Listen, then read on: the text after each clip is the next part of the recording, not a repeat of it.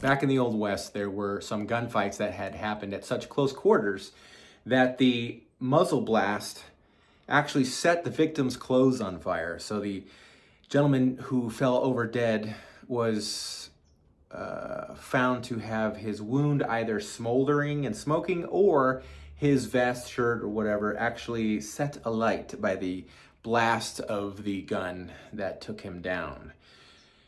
This would have had to have been pretty close. This would have had to have been a pretty close shot, perhaps even a belly shot. I always thought it would be cool in a movie. I'm always thinking of Western movies I'll probably never get to make, but I would make them highly stylized. And if I can't make them, well, I can share the ideas with you folks.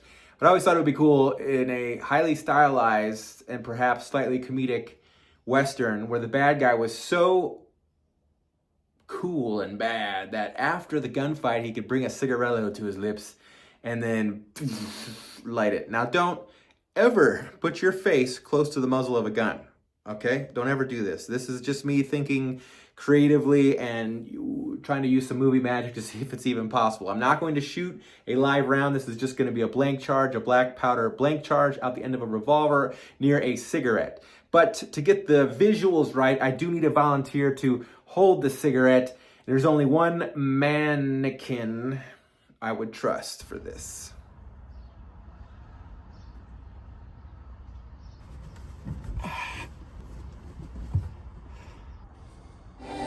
You're gonna live with me now.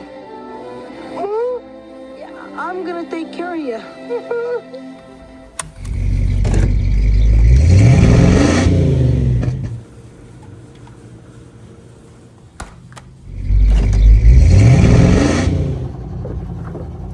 Filthy. You're filthy. Arizona moon, keep shining. Now for this test, we need a nice big revolver. I'm thinking the Colt Dragoon. This has a nice big chamber to load with all that black powder. This is a cap and ball revolver, so we're gonna have to load the cylinder with the black powder charge, a wad to hold the black powder in, and then put a cap on the cone here, and then see what we can do. Now, I might use this one, but I've got 2 Dragoons in my collection. I might use this one. This one, obviously, is a nice belly gun. It's been cut way down. It has actually a barber dime for the sight, which is pretty cool. I've actually used Indian head pennies for sights before on guns, but this has a barber dime on it. Now this is a first model Dragoon. You can tell the differences between the Dragoons. The first, second, and third models, they came out in 1848, but the first model had the squared off trigger guard and the oval cylinder stops. And the second model would have the squared off trigger guard, but the more modern cylinder stops that we're used to. And this is a third model because it's the rounded trigger guard with those cylinder stops. Obviously, there are some other slight variances and differences, but that's the quickest way to tell your differences between the first, second, and third model Dragoons. So this is actually a Colt that when they reissued them back in the, 80s or something. This, I haven't figured out the maker yet. I don't believe it is original. It's some sort of reproduction that somebody's cut down. I haven't found any maker marks yet. Now we need to draw some air through that cigarette.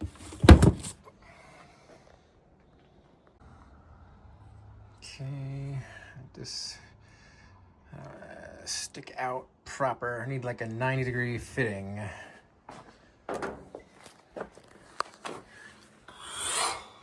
Fittings number 1.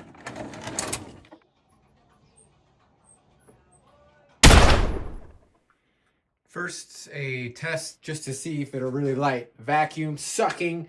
Suck that cigarette.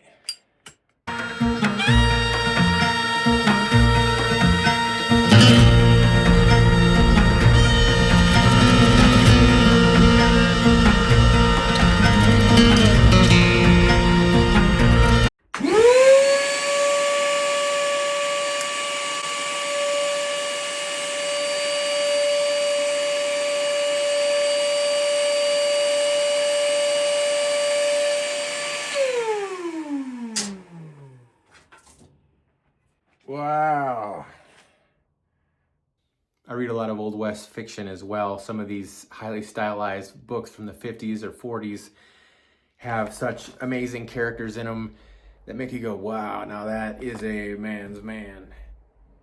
One of the guys in the morning rolls and smokes his cigarette, and then he puts tobacco in his coffee, and wow, what a way to start the day.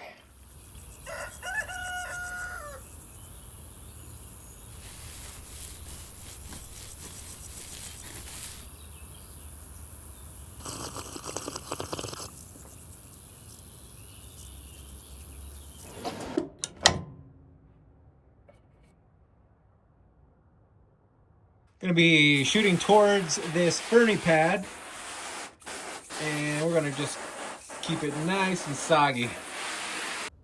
The Dragoon is 44 caliber. The maximum load is 40 grains of black powder.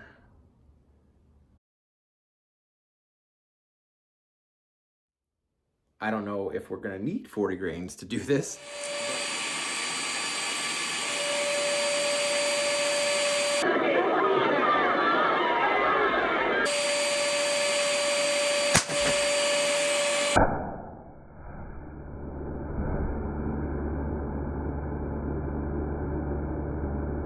Success! Success!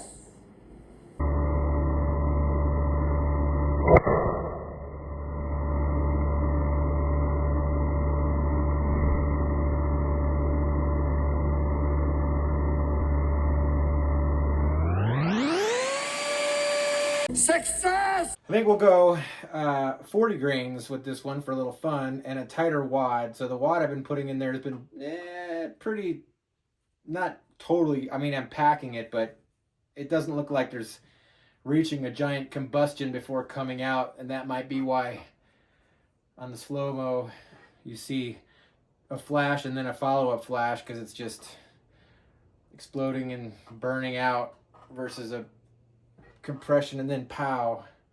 But I don't know, let's see what happens.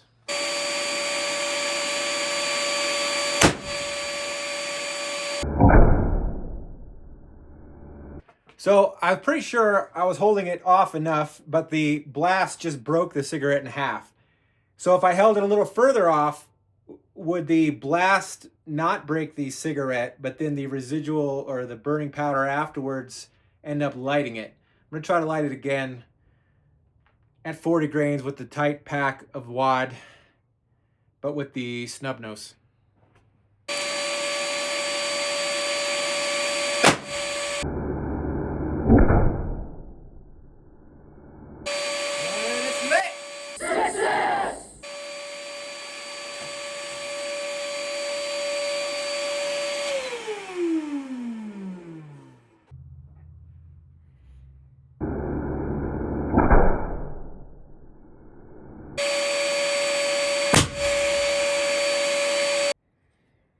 So we got some burn on there, but then goodbye.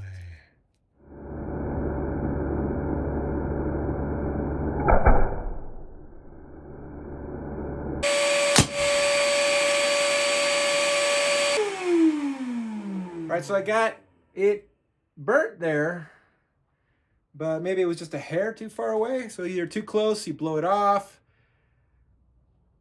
Too far away, it's not lit. Yeah.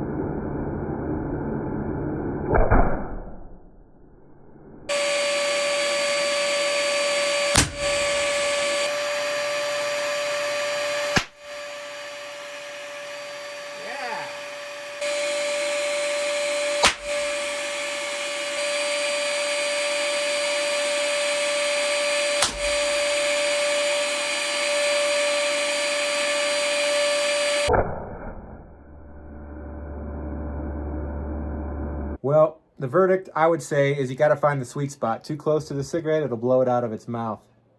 His mouth. If you're too far away, it might not light. If it's too much of a quick explosion, it might not light. Of course, on the snub nose, it seemed like it was more apt to light than the longer barrel. More powder just burning on its way out. Also, some of the packed wads, basically a styrofoam wad, if they weren't packed too tight, it seemed like it made the flame draw out a little bit longer versus a bang, if that makes sense. So in the packing, and some of the 20 grains worked good, the 30 grains worked good. The 40 grains was kind of a lot and fast for the long barrel, but I did get it to light at 40 grains for the shorty. But again, the short barrel seemed like maybe more exposed flame. Either way, it was really cool, and that would look sweet in a movie. So, in the Old West, sometimes gunfights were at such close quarters. Like, trick that gun right up against that belly, pull that trigger, you know, the powder charge, muzzle flash, set the clothes on fire. Guy would fall dead. Witnesses would say they laid there burning or at least smoldering.